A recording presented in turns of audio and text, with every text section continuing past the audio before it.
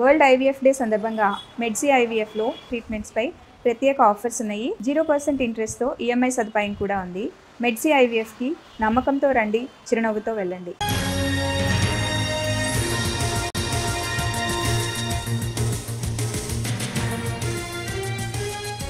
AP cabinet సమావేశం ముగిసింది. పోలవరం ప్రాజెక్టుపై ఈ సమావేశంలో కీలకంగా చర్చించారు. కొత్త డయాఫ్రమ్ వాల్ నిర్మించాలన్న టెక్నికల్ కమిటీ నివేదికకు కేబినెట్ ఆమోదం తెలిపింది. దెబ్బతిన్న డయాఫ్రమ్ వాల్ను కొత్తగా నిర్మించనుంది ప్రభుత్వం. ఈ నెల 27న జరిగే నీతి ఆయోగ్ సమావేశంలో డయాఫ్రమ్ వాల్ నిర్మాణంపై ప్రతిపాదనలు పెట్టనుంది చంద్రబాబు ప్రభుత్వం. నీతి ఆయోగ్లో ప్రతిపాదనలు పెట్టే ముందు ఏపీ కేబినెట్ ఆమోదం తప్పనిసరి. దీంతో కొత్త డయాఫ్రమ్ వాల్ నిర్మాణాన్ని ఆమోదం తెలిపింది కేబినెట్.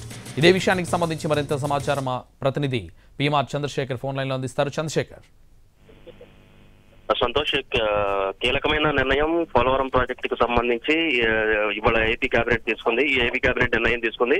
సో దీంట్లో భాగంగా డయాఫ్రమ్ వాల్ నిర్మాణానికి సంబంధించిన వ్యవహారం కొలికి రాకపోవడంతో ఇప్పటి వరకు పోలవరం పనులు అనేది పెద్దగా జరగడం లేదు. సో ఈ నేపథ్యంలో పోలవరం పనులు వీలైనంత త్వరగా పూర్తి చేయాలన్న అభిప్రాయానికి వచ్చిన ఏపీ ప్రభుత్వం ఇటీవలే పోలవరం సంబంధించి డయాఫ్రమ్ వాల్ ఎక్కడైతే దెబ్బతిందో అక్కడ విదేశీ నిపుణులు కూడా వచ్చి పరిశీలించారు. టెక్నికల్ కమిటీ వచ్చి పరిశీలించింది. సో ఈ నేపథ్యంలో దానికి రిపేర్ చేయాలా, రింగ్ ఫెన్సింగ్ లాంటిది గట్టి రిపేర్ చేయాలా, లేకపోతే కొత్త డయాఫ్రమ్ వాల్ నిర్మించాలన్న అంశానికి సంబంధించి కూడా చర్చ జరిగిన నేపథ్యంలో పోలవరం డయాఫ్రమ్ వాల్ కు సంబంధించి కమిటీ నివేదిక ఇచ్చింది. ఆ నివేదిక ప్రకారం చూసుకుంటా ఉంటే కొత్త డయాఫ్రమ్ వాల్ ని వేరే ప్లేస్ లో కడితే బాగుంటుందన్న సూచన చేసినట్లుగా మనకు వస్తున్న సమాచారం మనకు తెలిసింది. సో ఆ నివేదికను ఇవాళ ఏపీ కేబినెట్ ఆమోదించింది. సో నీతి ఆయోగ్ ఈ నెల 27వ తేదీన నీతి ఆయోగ్ సమావేశం జరగనుంది. ఈ నీతి ఆయోగ్ సమావేశంలో డయాఫ్రమ్ వాల్ నిర్మాణానికి సంబంధించిన ప్రతిపాదనను ఏపీ ప్రభుత్వం పెట్టాల్సి ఉన్న నేపథ్యంలో ముందుగా దానికి ఏపీ కేబినెట్ ఆమోదం అనేది తప్పనిసరిగా ఉన్న పరిస్థితి కనిపించింది. సో ఈ నేపథ్యంలో అత్యవసరంగా ఈ సమావేశాన్ని ఏర్పాటు చేసుకుని 27వ తేదీన జరిగే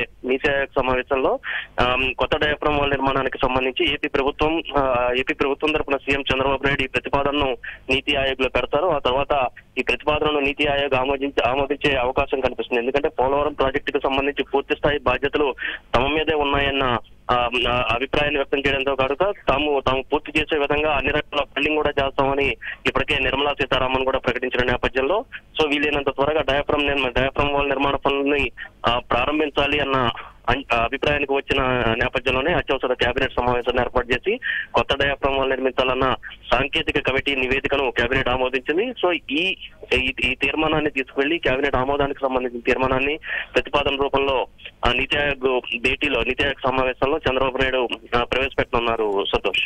థ్యాంక్ యూ పీఎంఆర్.